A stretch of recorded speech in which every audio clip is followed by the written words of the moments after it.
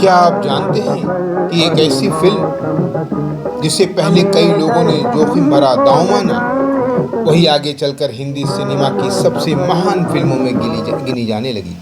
एक ऐसी फिल्म जिसने पुनर्जन्म की कहानी को इस अंदाज में पर्दे पर उतारा कि आज भी उसकी मिसाल दी जाती है।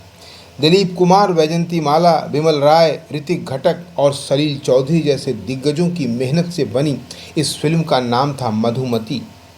आइए जानते हैं इसकी मेकिंग की कहानी, जो शायद आपने पहले कभी ना सुनी हो। अगर आपको ये कहानी पसंद आए तो हमारे चैनल को सब्सक्राइब ज़रूर करें। साल 1958 में रिलीज़ हुई मधुमती केवल एक फिल्म नहीं थी, बल्कि भारतीय सिनेमा का इतिहास एक ऐसा अध्याय थी कि जिसने रहस्य, रोमांस, संगीत और पुनर्जन्म जैसे विषयों को नई ऊंचाइयों पर पहुंचा दिया। इस फिल्म का निर्देशन विमल राय ने किया, जबकि कहानी और पटकथा में ऋतिक घटक का महत्वपूर्ण योगदान था। मुख्य भूमिकाओं में दिलीप कुमार, वैजयंती माला और प्राण थे। उस दौर में पुनर्जन्म पर आधारित फिल्म बनाना आसान फैसला नहीं था। निर्माता और वितरकों को डर था कि दर्शक ऐसी कहानी स्वीकार करेंगे या नहीं, लेकिन विमल राय को अपनी कहानी और प्रस्तुति पर भरोसा था। कहा जाता है कि विमल राय को रहस्य और अलौकिक घटनाओं पर आधारित साहित्य पढ़ने का बड़ा शौक था। इसी दौरान पुनर्जन्म की अवधारणा पर फिल्म बनाने का विचार भी आया। ऋतिक घटक ने इसे भावनात्मक और रहस्यपूर्ण रूप दे दिया। कहानी इस तरह लिखी गई कि दर्शक अंत तक यह सोचते रहें कि आखिर सच क्या है, और यही फिल्म की सबसे बड़ी ताकत भी बन गई। दिलीप कुमार उस समय हिंदी सिनेमा के सबसे बड़े सितारे थे। उन्होंने फिल्म में आनंद, देवेंद्र दोनों रूपों को बेहद संजीदगी से निभाया।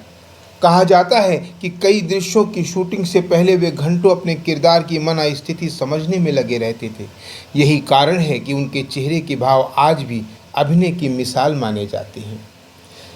मधुमती के किरदार में मासूमियत, चंचलता और रहस्य तीनों का संतुलन चाहिए था, जो वैजयंती माला में था।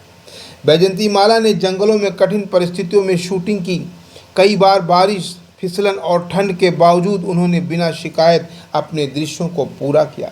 उनके लोक नृत्य और भाव भंगिमाएं फिल्म में जान डाल दी। कहा जाता है कि फिल्म के कई धुंध वाले दृश्य प्राकृतिक मौसम का इंतजार करके शूट किए गए थे। कुछ दृश्य सूर्योदय के केवल कुछ मिनटों में फिल्माए गए, क्योंकि वही रोशनी निर्देशक चाहते थे। फिल्म को रहस्यमय बनाए रखने के लिए पूरी कहानी सभी कलाकारों को पहले से नहीं बताई गई थी। उस समय पुनर्जन्म पर आधारित इतनी प्रभावशाली फिल्म बनाना एक बहुत बड़ा प्रयोग था। फिल्म की सफलता के बाद हिंदी सिनेमा में पुनर्जन्म पर आधारित फिल्मों का चलन चल गया था। रिलीज़ के बाद मधुमती को दर्शकों और समीक्षकों दोनों का भरपूर प्यार मिला।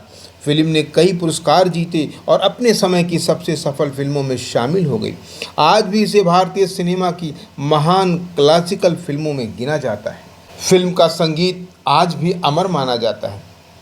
सुहाना सफ़र और ये मौसम हसीं, आजा रे परदेसी, दिल तड़प तड़प के जैसे गीतों ने फिल्म को एक नई पहचान दी। सलील चौधरी ने भारतीय लोक धुनों और पश्चिमी ऑर्केस्ट्रा का बहुत सुंदर मिलन किया। लता मंगेशकर और मुकेश की आवाज़ ने गीतों को कालजयी बना दिया। फिल्म की अधिकतर शूटिंग पहाड़ी और जंगल वाले इलाकों में की गई, ताकि वातावरण वास्तविक लगे। उस समय आधुनिक तकनीक नहीं थी, कैमरे भारी होते थे और पूरी यूनिट को उपकरणों के साथ कठिन रास्तों से गुजरना पड़ता था। बारिश की वजह से कई बार शूटिंग रोकनी पड़ी, लेकिन टीम ने हार नहीं मानी। विमल राय छोटे छोटे विवरणों पर विशेष ध्यान देते थे। वे चाहते थे कि हर दृश्य स्वाभाविक लगे। कई बार एक ही दृश्य के कई टेक भी लिए जाते थे। उनका मानना था कि दर्शक कहानी पर विश्वास तभी करेंगे जब वातावरण पूरी तरह वास्तविक लगे। मधुमती ने यह साबित कर दिया कि यदि कहानी मजबूत हो, निर्देशन प्रभावशाली हो और संगीत दिल को छू लेने वाला हो, तो फिल्म समय की सीमाओं को पार कर जाती है। आज भी फिल्म स्कूलों में इसकी सिनेमाटोग्राफी, संगीत और पटकथा का अध्ययन किया जाता है। दिलीप कुमार और वैजयंती माला की जोड़ी को इस फिल्म ने हमेशा के लिए अमर बना दिया। मधुमती एक फिल्म नहीं थी, बल्कि भारतीय सिनेमा की वो धड़कन है जिसकी गूंज आज भी सुनाई पड़ती है। अगर आपको ये अनसुनी मेकिंग स्टोरी पसंद आई हो और वीडियो को लाइक करें, अपने दोस्तों के साथ साझा करें और चैनल को सब्सक्राइब करना ना भूलें। अगली बार फिर मिलेंगे हिंदी सिनेमा की एक और सदाबहार फिल्म की अनकही कहानी के साथ। नमस्कार।